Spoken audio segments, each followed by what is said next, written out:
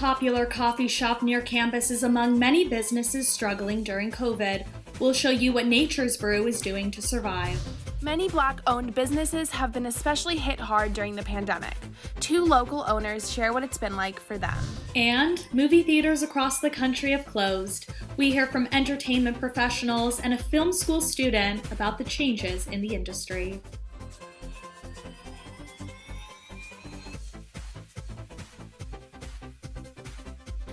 Almost a year into COVID-19, many businesses have closed, while many others are still struggling. Good evening, I'm Liza Montesabian, reporting from Los Angeles. And I'm Olivia Novato, reporting from Hermosa Beach. Tonight, we take a look at how different industries are dealing with the pandemic. Annenberg Media reporter Cambry Guest has more on one business near campus. Just blocks away from University Park campus is the Trojan favorite Nature's Brew. The coffee shop is a USC staple for caffeine-seeking students and local coffee lovers.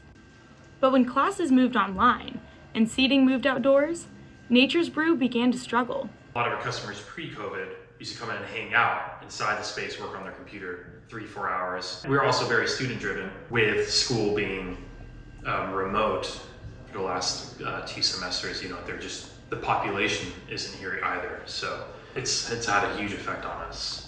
We've really scaled down our operation. We really just have a manager, one cook, just handling to go pick up orders that we have to keep us afloat, keep us paying our rent and our bills. To-go orders and outdoor seating are keeping the cafe in business after a temporary closure due to COVID-19. While coffee chains survive with drive-thrus in multiple locations, small businesses have to rely on the dedication of local customers. I try to get my friends to come and support small businesses instead of going to the village and supporting the big ones, because they'll stay open regardless, whereas places like Nature's Brew will have a more difficult time. Even though they were closed for 3 months, Robert remained optimistic that things would turn around. We've been optimistic since the beginning. We knew we just needed to get through to the other side, basically when we open things back up. And things are looking up. USC announced plans to reopen campus for the fall semester, bringing many students back to LA and to places just like Nature's Brew. For Annenberg Media, I'm Cambry Guest. Other local businesses are navigating operations during the pandemic, but minority-owned businesses have faced additional struggles. Jillian, what did you find out? Thanks, Olivia. The pandemic has affected businesses across the US, but studies have shown that Black-owned businesses got hit the hardest. Thousands of Black businesses throughout the US have had to close their doors to customers in the last year. Those who haven't closed have reverted to laying off employees or relying on a takeout-only model to stay afloat. A recent H&R Block survey found that 53% of Black-owned small businesses saw revenue drop by half during the pandemic. That is 16% more than white-owned businesses. The survey found Black business owners struggled to reach their base online and were more likely to receive late payments from customers. I think a lot of minority and Black-owned businesses, including myself, we have to get the lowest of what it is we can get to the next stage to get what we want. It impacted us in a very unique way as those that are in the restaurant business, especially if you're in the full service restaurant aspect, because you are more accustomed to that engagement with your customers. But it just isn't the same as having that one-on-one checking on customers, catching up on things that are happening in their lives and us sharing what's going on with ours and our family. And it's just a lot different now. The Federal Reserve Bank of New York reported that Black business ownership dropped 41% between February and April of 2020. This is the steepest decline among all minority groups. Major businesses this year have closed many, if not all, of their stores. Fry's Electronics will permanently stop operations. Other retail giants like Macy's closed 16% of their stores in the past 2 years. California Pizza Kitchen also closed nearly a quarter of their locations and filed for Chapter 11 bankruptcy. With COVID cases remaining high, many businesses in California are still not fully open. That's not the case in Florida, where hair salons and barbershops have been open since early this fall. A Florida hair salon owner says her business is back to busy. We opened back up to 100% capacity and we blew the doors off of our salon. We're operating within the parameters that they've given us, and we've passed every single inspection. Our clients are so supportive. Like they were, literally sending us money, buying gift cards. I created an online website, so people were shopping when they didn't really need to shop for anything, and they were just spending money to spend money on us, which was great. And we were doing a lot of house calls, and we were still trying to just do as much as we could to stay afloat. I have friends that own hair salons in Texas and Colorado, and they've had restrictions, but they've been able to stay afloat. It's hard to do the open shut. Hair salons and barbershops have been open in Florida since September 25th and can operate at full capacity. In California, salons reopened on January 25th and can only operate at 25% capacity. Grocery and drugstore workers may soon be getting an increase in pay thanks to a proposed measure called Hero Pay. This measure will increase employee wages in LA County by $5 an hour and will last for the next 3 months. Both store employees and customers welcome this change and think it is well deserved. It's very much needed because we're on the front line and we put our lives on the line just as anyone else. And we deal with hundreds of people every day.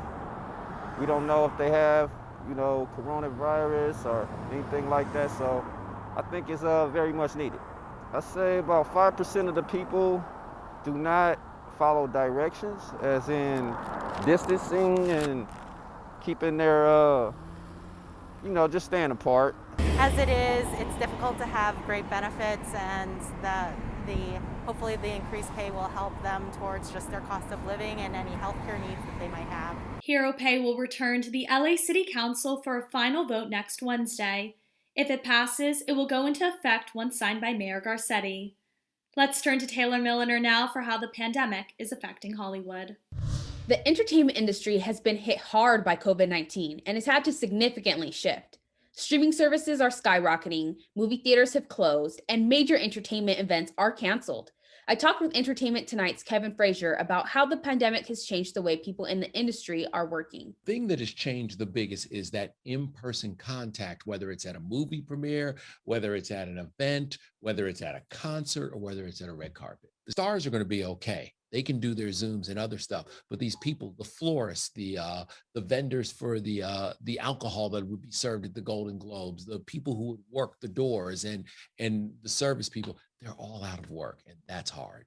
Before it was the networks were up here and the streamers were kind of down here, and now it's shifted a bit, and the networks are realizing that people want to watch shows.